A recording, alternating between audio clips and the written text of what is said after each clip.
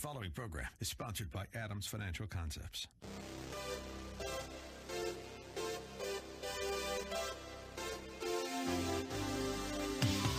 Welcome to About Money, a different approach to investing you won't hear anywhere else. Your host, Mike Adams, is a registered investment advisor and works with investment portfolios exceeding over $100,000 in net worth and has a proven track record of managing long-term investments, surpassing the markets in the long term. The information shared in the following program is for educational purposes only, and any investment advice given may not be suitable for all investors.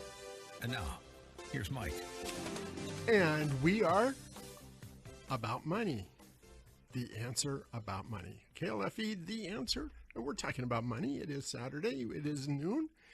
And we've got a lot to cover, but this program is going to be a little different than the normal program. It's the holiday season, and it seems a time to make a few changes. But before we get to that, let me tell you that the Money Show is coming to Seattle. June 15th and 16th, it'll be in Seattle. And I've been asked to do a workshop, maybe two. So what's the Money Show? It brings together leading economists, renowned market strategists, top-performing portfolio managers. Scheduled to be here, and things always change, but scheduled to be here is Steve Forbes, Rob Akapora, Bruce Johnstone of Fidelity, Larry Kudlow of the Council of Economic Advisors, Edward Yardeni, who I think is one of the best economists, Louis Navalier, and Mike Adams. You know, it's free. It's free to you. All you have to do is sign up and come. Register and come. They expect over 2,000 people to be here. They've been doing the Money Show around the country. They've been doing it in Orlando for 3 or 4 years at least. And they asked me to do my presentation in Orlando. I will be there in February. They expect to draw over 5,000 people to Orlando, so it's significant. And 38% of those are expected to be people that have portfolios exceeding $1 million. So it's not a cheap kind of thing, but it's free. And you get exposure to some of the best market strategists, best portfolio managers, and the leading economists in the country. So register and come see me. KLFE is going to be a sponsor, and I think I'm probably going to do my show live from the Money Show because we will be broadcasting on Saturday. The Money Show will be Saturday. So anyway, do come and see, do register. That's coming up June 15th or 16th. And talking about money in the show, it's been quite a week. Market-wise, we're seeing maybe the worst December we've seen since 1931. The worst month of December since 1931. And for me, my opinion is that it's a crazy time. Earnings are setting new records. In 1931, companies were in the Great Depression. They were struggling to survive, and many were dying. We're living in a time when cash is at record levels. In 1931, companies were struggling. They couldn't borrow money. They couldn't generate the earnings and the revenues to generate cash. Today we have record levels of cash at companies. Companies bought back $1 trillion worth of their own shares. And maybe for the first time in history, we're going to see the worst month of the year. You know, if you look at this year, retail is going really well. Housing is beating estimates. And probably the government is going to shut down. It's political. You know, in my opinion, Trump is beset with 17 court cases or court battles going on. And in part, it's a diversion. In my opinion, it's all crazy. One of my clients mentioned to me a while back, you ride the storm in time. You'll look back and say, I did it with patience. I think that's great advice. More in coming weeks as we wrap up 2018, talk about what we saw in 2018, and begin to anticipate what 2019 is going to be. I don't know whether it's going to be a great year or a poor year, but I know that good times are coming. Just ride out the storm. So I want to shift gears. I want to introduce my guest today. We're going to talk about the ArtsFund. Welcome to the program, Sarah Sidman. Welcome to the program. Thank you. I'm happy to be here. So let's talk about your background. Tell us about your background. Sure. I am an East Coast native, moved out to Seattle about 6.5 years ago. And I've been at ArtsFund ever since I've been out here. Before that, I was in New York. So I was in New York for about 20 years with a career in the arts, on the art making side, bringing new works of theater and other kinds of shows in front of the community, sparking conversation around the arts. And circus. And circus, that's right. I did work in circus for a good many years. And magic, and dance, and opera, and fashion, and TV. And now you're with ArtsFund. Tell us about ArtsFund itself.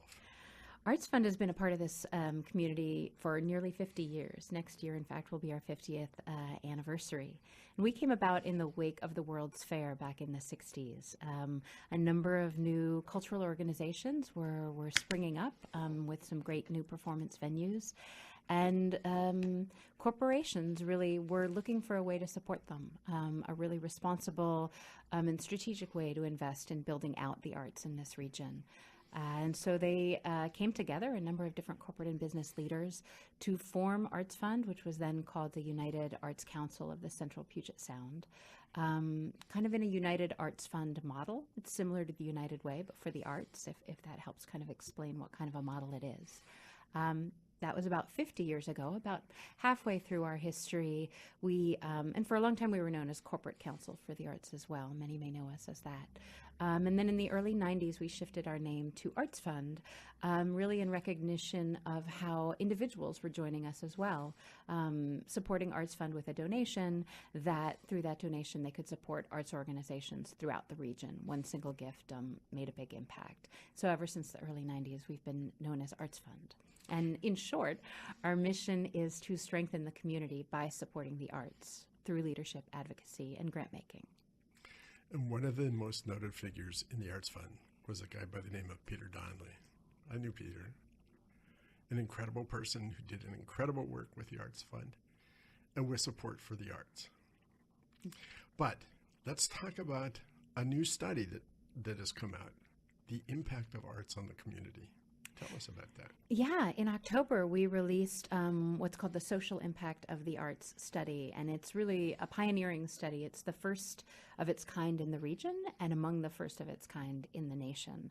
And what we're really looking at through this study is how the arts advance community goals. What is the public benefit of the arts on participants and non-participants alike? So, in the past, there's been a number of studies that have been done on the arts and their economic impact. This took it a much bigger step forward. Tell us about that. Yeah, absolutely. ArtsFund, in fact, has been conducting some of those economic impact studies for well over 20 years. And there's a significant economic impact. There's jobs created, revenue, tax revenue, cultural tourists who come to the region to see a show and spend their dollars throughout the community while they're here. But that's just one part of the way that the arts are impacting our community. And really, in the social impact study, we focus on some of the pressing needs that our community is facing and how the arts can help be a solution. We really focus on 3 key areas. We focus on youth development and education, health and wellness, and neighborhood vitality. So let's talk about youth and the impact that has. Yeah, it's long been proven, data across generations can show that exposure to the arts has positive academic and social outcomes for youth. And that's especially true for low-income youth who really show the most ability to benefit from arts exposure and yet so often have the least access to it. That's actually a great way for us to consider lessening the opportunity gap in this region, is providing that greater exposure. But those who have access to the arts have higher SAT scores than those who don't. At-risk youth in preschools who have arts exposure are better able to regulate their emotions than at-risk youth who aren't. Students get better test scores in English and math when they have arts in their programming. So there's just a number of different ways in which we can track how the arts are making a difference. And better graduation rates. Absolutely. Better graduation rates, greater likelihood to go on to college, greater likelihood to graduate. You know, when you think about it, you think about most of the exposure to the arts is from the high middle class or the upper class. But what you're saying is it really benefits the lower class. Absolutely. I mean, data definitively shows that low-income youth have the greatest impacts as a result. I should have said low-income. But one thing I think that also what you just said to some degree points to a misperception, a general not your own, but a general public misperception of the value that arts play in the community. As part of this study, we conducted a poll of King County residents. And nearly 80% of them talk about how the arts benefit their personal well-being. 60% say that the arts were a factor in their decision to live here, but only 28% say that arts benefit youth or have a broader community impact. And that's simply not true. It isn't. We're going to come back after a commercial break. Don't go away. We've got a lot to cover here. It's the holiday season, and it seems only appropriate to talk about the arts, to talk about giving, to talk about donating. And we're going to be talking more about that. Also, I want to remind you again about the Money Show, which is coming in June. I keep plugging this, and I'm going to continue to plug this, and I'm going to continue to plug it for 6 months until it's here. So, join us. We'll be right back after this commercial break.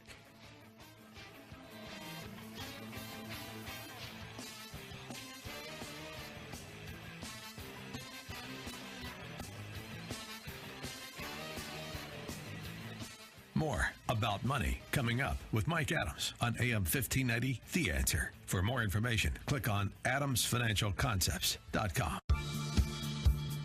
About Money continues. Remember the website, adamsfinancialconcepts.com. Here's Mike. So I'm here with Sarah Sidman of the ArtsFund. I remember one time when Seattle Theater Group did a presentation with Alvin Ailey at Denny Middle School. And there was a middle schooler who wanted to be a breakdancer. And after he saw the performance of Revolution by Alvin Ailey, it changed his entire life. I don't know where he went on to, but the impact of that at a low-income school is tremendous when you see that. I mean, a single exposure, like you're talking about, to arts can make a huge difference, and a sustained exposure even more so. We surveyed over 200 organizations here in the region, and of those surveyed, over 70% said that they had programs focused on youth and education.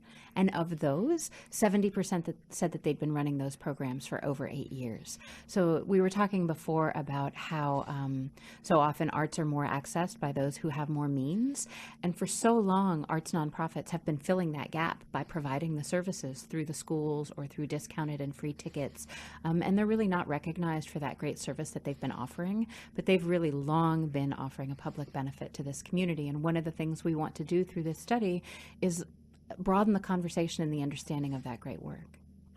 So it also plays a part in health. Let's talk about that a little bit. Yeah, absolutely. We are looking into how arts impact both individual and community health, both in and outside of traditional medical institutions. And I think really interesting to look at is the medical institutions themselves. Nationwide, 45% of medical institutions say they have some sort of arts program, and 80% of those say that they have it to benefit patient recovery.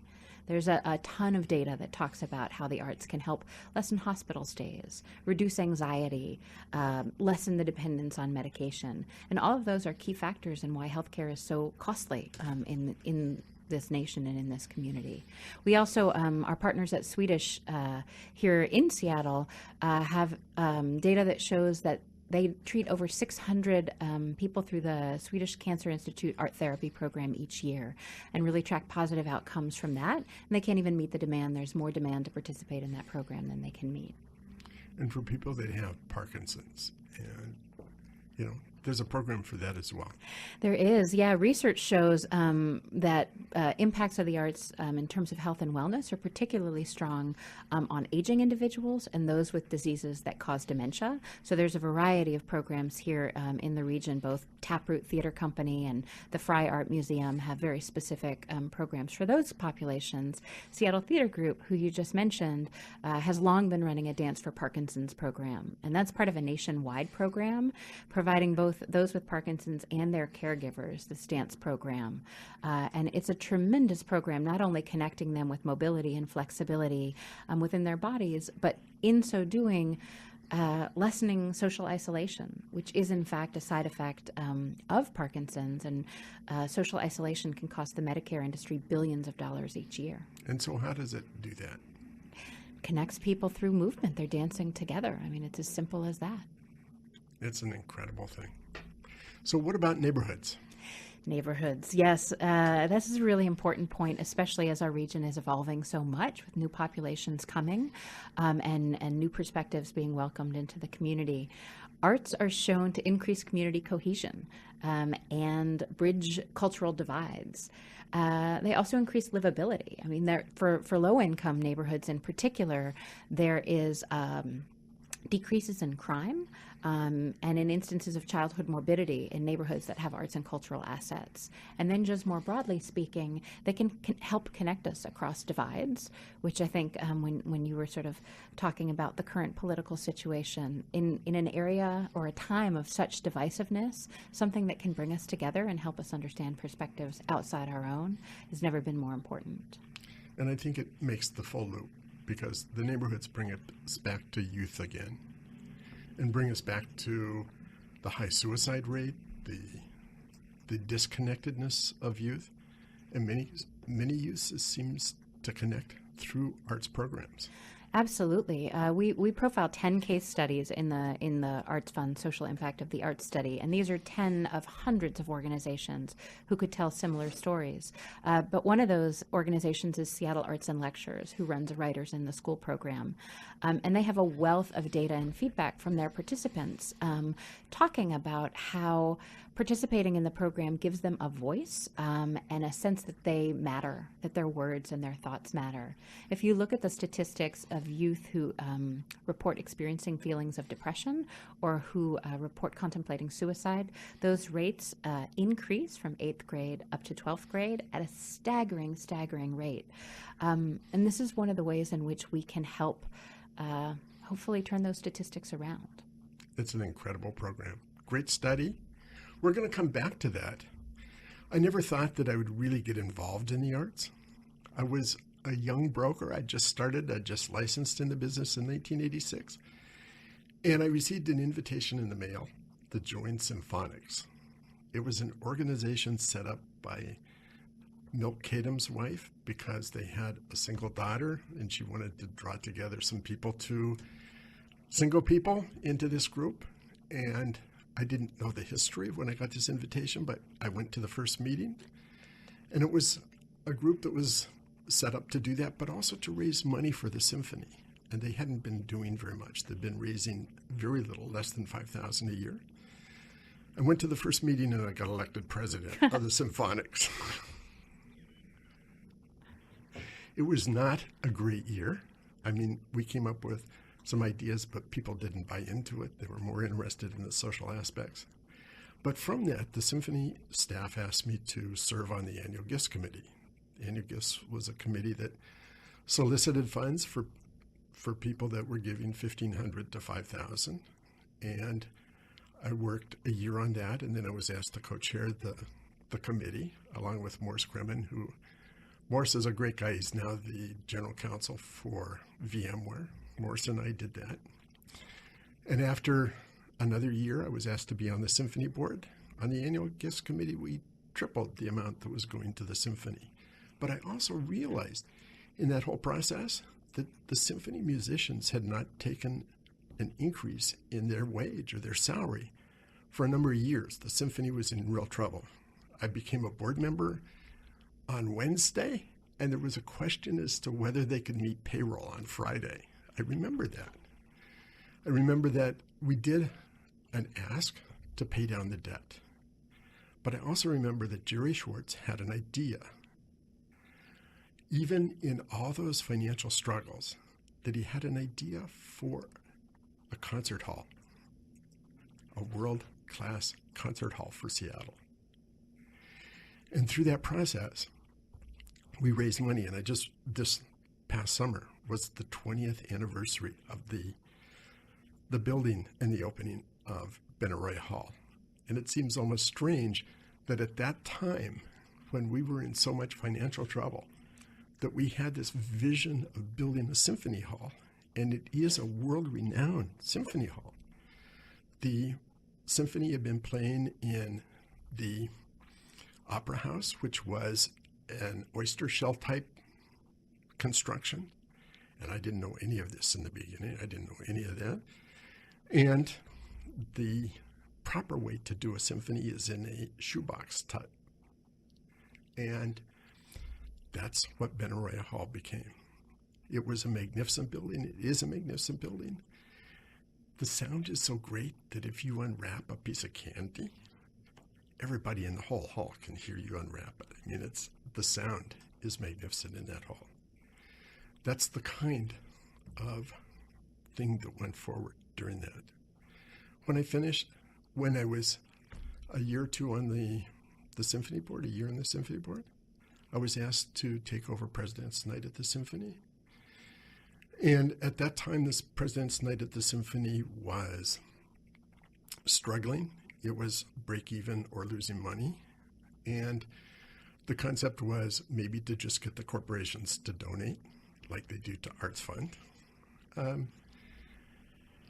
When I talked to people about President's Night at the Symphony, the people that I talked to, and it was mostly men at that time, things have changed, but at that time, most of the presidents of companies in Seattle were men, and they liked President's Night at the Symphony because it was a man-type meal. The event ended at 10:30, and the reason it ended at 10:30 was because otherwise you had to pay the symphony musicians overtime, and there was no dancing. So built on that, it seemed like it was a really fun thing to do. And instead of making the symphony the centerpiece, we began to hire people like Vicky Carr, Ben Vereen, Benny King of the Drifters. And this, I believe, President's Night at the Symphony became the largest single fundraiser without an auction in Seattle. Whether it still exists or not, I don't know. But at that time, it was. We had tables that sold for $6,000, $13,000, and $25,000. And if you were a company that donated $25,000 to the symphony, one person got to conduct the orchestra for the last number of the evening. If you did $13,000, you got to play one song with the orchestra. And I did that once. I played. We were just crazy. Nobody was on key. Nobody was on tone. Nobody was, we were all offbeat. It was a fun time, but that was the symphony. I left the symphony and went to Seattle Theater Group, the board of Seattle Theater Group, and that was an experience that was very special. Without Ida Cole, the Paramount would be a parking lot today. She saved the Paramount. She rebuilt the Paramount. She did it with 22 investors. And, when you walk into the Paramount, it's an incredible building.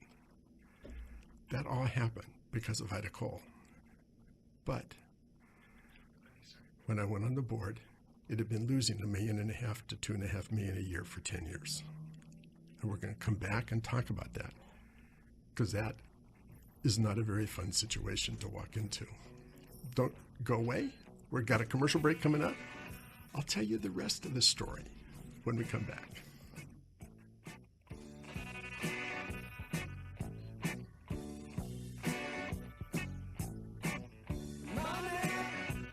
More about money coming up with Mike Adams on AM 1590 The Answer. For more information, click on adamsfinancialconcepts.com. About Money continues. Remember the website, AdamsFinancialConcepts.com. Here's Mike. So I've started to talk about Seattle Theater Group. I'm elected to the board of Seattle Theater Group. It's a fairly small board, a fairly dysfunctional board. It would be David Skinner and I that began to organize along with Vivian Phillips, and we began to organize and think about the board and began to make some changes. David Skinner and I had lunch with Ida Cole to talk to her. And I said that Ida needed to reduce her giving by 1/3 each year for the next 3 years. And then we met with the staff, and the staff began to tell me some of the stories. They were really worried about what we were about to launch into. And prior to Ida, and prior to her time, and Ida, as a single person, had been supporting that theater for 10 years, $1.5 million to $2.5 million a year. Think about what she was putting in. She's a miracle. She was a miracle woman, putting that in, saving the theater, and then supporting it in that way. But I said to Ida, if you get hit by a bus, the whole thing can come apart. But when we explained that to the staff and to the board, one of the staff members told me the story that before Ida came, during those early years of the Paramount, that it ran on a very low-cost budget, and oftentimes they didn't make payroll. So what this management got paid on Tuesday, staff got paid on Thursday, and the staff, instead of cashing their check on Thursday, they would hold their check until Tuesday. And Tuesday morning or at noon, you had to go far enough away from the Paramount that people didn't know what was going on, but not too far that people still recognized the Paramount. And on the day that the management got paid, you would cash your check from the previous Thursday. That's how tight things were prior to Ida. Ida was putting in $1.5 million to $2.5 million a year. So that was the challenge we walked into. And when we started this whole thing, I said to the board members, David Skinner and I decided that he was going to be chairman, I was going to be president of the board, and we had some changes to make. John Donovan was the executive director at that time. Ida wanted to remove him. And John brought some real concepts to the Paramount, to Seattle Theater Group. He brought the idea of bringing things that no one else was bringing to Seattle. The Paramount had profitable shows, and they had unprofitable shows. But the unprofitable were the things which only showed at the Paramount, showed nowhere else in the world, or showed nowhere else in Seattle. And that concept was an important concept. We would continue that concept. But we met with John, and we dismissed John, and we hired this young guy. He'd been a drummer at one time. He was scheduling shows. We gave him 6 months to see if he could make it. Both David and I said, if he doesn't make it, it's going to be up to you and I to take care of this. He's probably the most remarkable executive director of an organization that exists in Seattle, maybe in the country, Josh LaBelle. He's done an incredible work with that organization. We started with a deficit, and it got worse. I became president of the board on July 1st, 2001. Sales for American Ballet Theater went on sale on September 10th, 2001. And the next day, the Twin Towers came down. Sales dropped off a cliff. I had asked Clark Van Bogart, the CFO, to give me the bad news of how bad things were going to fall, because not only were we dropping American Ballet Theater and sales had dropped off, but we were having shows canceled during that period of time. And a couple weeks later, I can't remember why, I was at the airport and I called a guy who I think is the best financial guy around, best financial guy I knew. And I asked him to go talk to Josh. I asked him to talk to Clark. And I wanted to know what legacy I would be leaving to Seattle. While people were talking about legacies, I was worried the legacy I would leave to Seattle was to preside over the death of the Paramount. It was that serious. So he talked to Josh, he talked to Clark. Josh and Clark did an incredible job. There were some difficulty times. We had to cut a third of the staff. We had to change a lot of things. We began to book shows. When the Paramount sat empty for a day, that consumed money, so the idea was to book shows. The Paramount became the second busiest theater in the country. Only Celine Dion in Las Vegas at Caesar's Palace had more patrons show up. We were the second busiest theater in the country. By January of 2002, the Paramount was in the black, and it stayed in the black since then. At the same time, Ida talked to the investors in the Paramount, because the investors owned the Paramount, and they decided to gift the Paramount to STG. So we started out with a $4.5 million negative net worth. And by the time I left the board 6 years later, it had a $4 million positive net worth.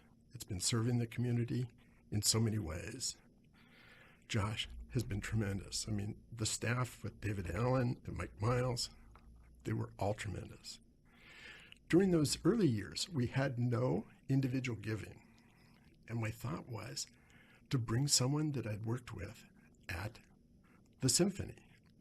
She had gone on to La Jolla Playhouse. And so I called La Jolla Playhouse, and they told me that she had moved to the Geffen Theater.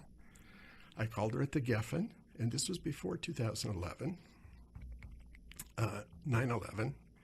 Called her at the Geffen, and she said no, she was just getting started at the Geffen. But after 9/11 happened, she called me at home, and she said if the opening was still available, she'd like to toss in her hat. I said, that's great. Josh flew down to meet her. She flew to Seattle to meet us, and before we could make an offer, the Fifth Avenue offered Bernie Griffin the job at the Fifth Avenue. She also is a remarkable person in the arts community. You know, there's so many people I could go down and name, and there's things that happen. And at that time, we had no individual donors. We hired Maura Aaron, who has now returned to the Paramount, is doing a great job. When you look at the brochure, the playbill, tremendous number of people. I tried to organize an annual gifts committee. It didn't work. I tried to organize an event. That didn't work either. But both of those have now been taken on, and the Paramount raises a lot of individual money. And they do an event called The Doors. And The Doors is coming up on May 4th, 2019. You should go to it. It's a tremendous event. The concept was always to have a lot of fun. Not to be formal, but to have a lot of fun, to show up in jeans if you wanted to show up in jeans. And you see a lot of the new talent that's coming along. So it's an event that's well worth attending, and it raises money for a great cause. So I left there. I went to SIF. I went to a private company. And then recently I joined Music Aid Northwest. Remember back at the time of the Thailand tsunami, there were a lot of rock groups that were raising money for that. Well, Seattle had what I call the Old White Rockers group that raised money, and they decided to get together and continue to raise money for high school music programs. If you watch people that are driving around with license plates that say Music Matters, that's Music Aid Northwest. But they also decided to do a gala. In the beginning, it was a gala that lasted 6 hours. They charged $25 for it, and people were upset that the ticket price was so high. I can tell you that when they asked me to join the board and start the gala, that the ticket prices have gone up. They're now $250 and $500. You can buy a table for $5,000. If you buy a table for $5,000, you get to invite 8 people, and somebody gets to play with the band for at least one number. It raises money for high school music programs. There was a teacher in Yelm whose classroom was destroyed in the Nisqually earthquake. She was cut back in time. She was moved into a portable. She was buying instruments on a part-time teacher's salary, and she wrote a grant for $5,000. That $5,000 grant was signed by the superintendent and the principal. And it couldn't replace money that was used before, but the principal and the superintendent said, we should really get our classroom redone and increase her to 0.9. That's the kind of grant that goes out. There's a school in Eastern Washington where 100% of the students are on subsidized lunches. The level of income is so low that every single student subsidized lunch. We gave a grant for $5,000 to buy ukuleles for that program. When I lived on Mercer Island, I'll come back to this right after the commercial break, because we are coming to a commercial break. And I will finish talking about myself. And but hang on, we'll be back in just a minute. Don't go away. We've got lots to cover.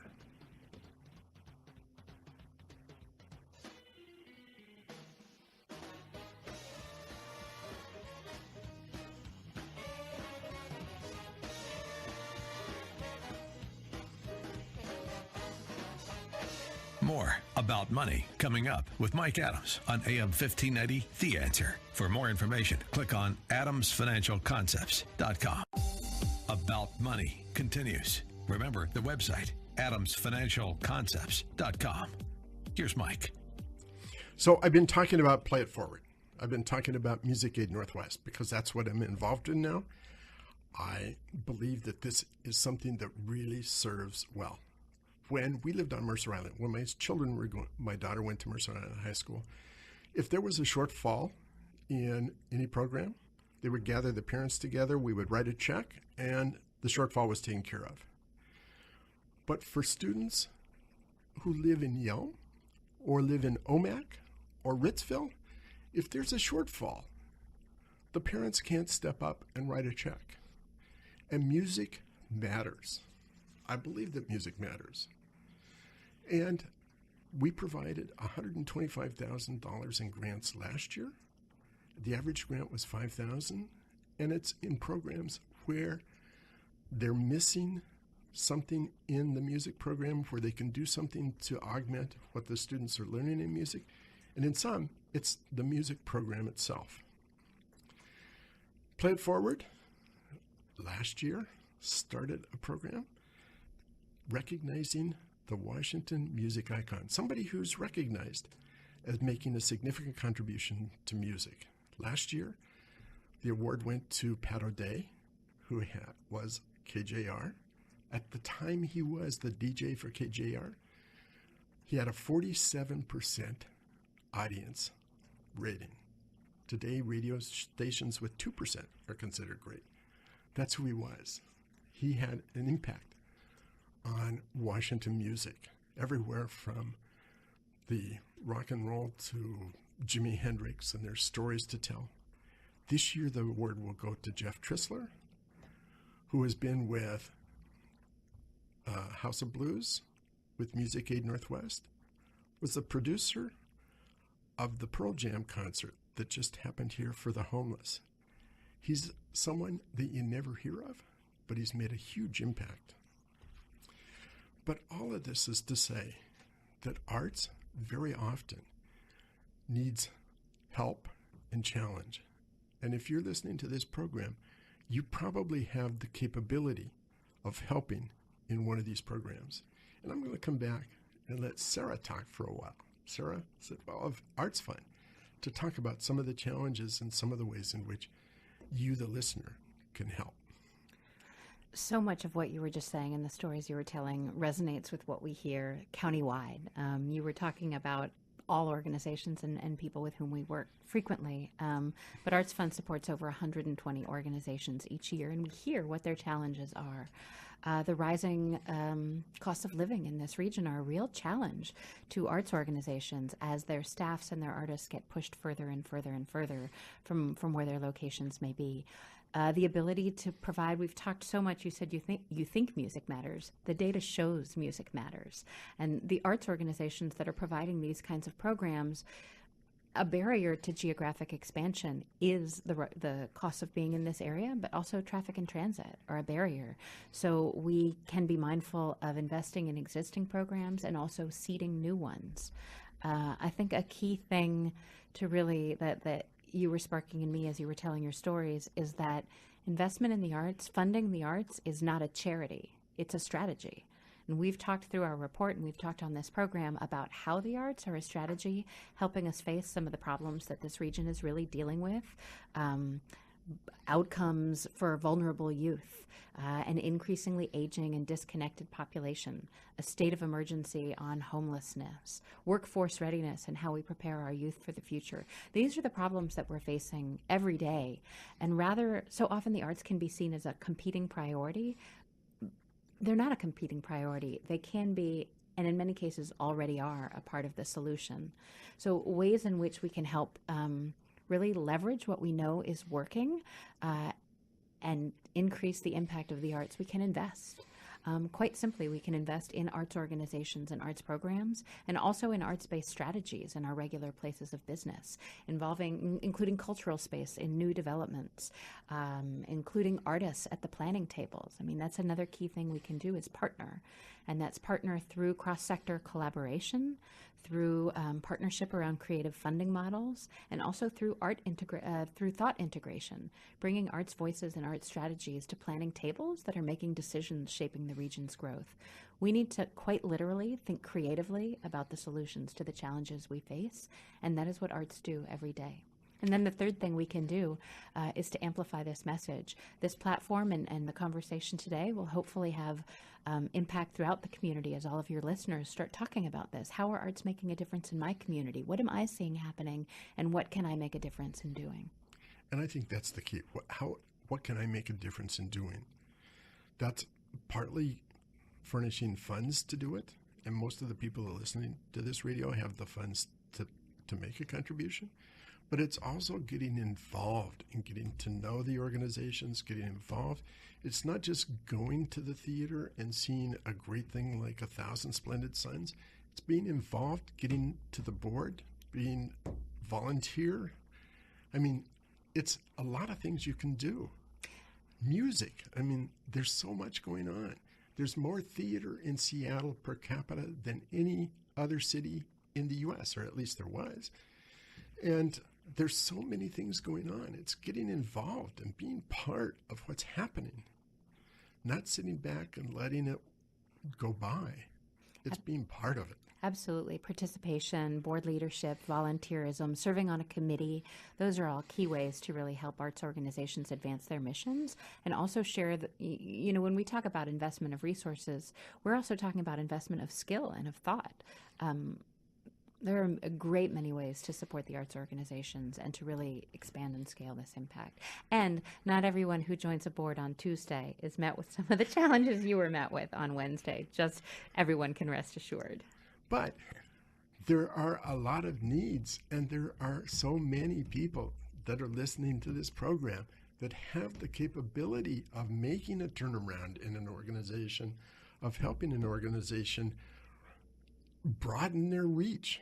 I mean, Seattle Theater Group does more music at the Moore. They do Dance This. They do some of those things that reach youth. And people have the ability to connect with that and help those organizations. That public perception where people see the value on themselves, it's nice for me to have, but they don't see the community impact, that is a key barrier to being able to grow this kind of community benefit and public value. And I think when you're talking about that impact and the kinds of programs that are out there, there's a real opportunity to make a difference. it's an important thing that happens. It's a proactive strategic investment in community building. And I have to say, I love music. For some reason, my brain functions, and I'm always a quarter beat off. And I can remember being at Play It Forward and I played with the band because I made the contribution to do that. I like to do that. And they told me just watch the snare drum, and I was offbeat. Alan White came up and took my arm. Alan White, of course, is the Rock and Roll Hall of Fame drummer for Yes and was the drummer for John Lennon with Imagine. He comes up, he takes my arm, and he's keeping me on beat. And he said to me afterwards, he said, "Are you on drugs?" I mean, I am so bad at music. I can be on a different song, but that doesn't matter. I enjoy music, and it's making a contribution all the way around. You don't have to be the best musician to be part of it. You don't have to be a drama person. You don't have to be dance. You don't have to have the skills, but you do have things that you can bring to any organization and make it function better. That's important. You know, that wraps up the program for today. I would be remiss if I didn't remind you about the Money Show coming up in June. Anyway, it's been great to have you on the program, Sarah. Thank you very much. It's important what you do. Thank you for the opportunity. I'll be back next week with another program about money.